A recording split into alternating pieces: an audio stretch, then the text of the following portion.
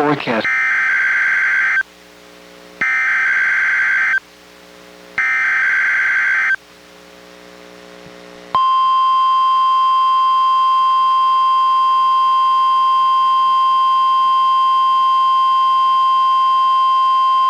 This is the National Weather Service office in Portland, Oregon.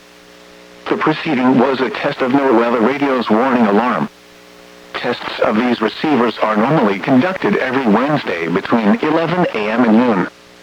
If there is a threat of severe weather on the day of the test, it will be postponed until the following week. This concludes this test. We now return to our regular programming.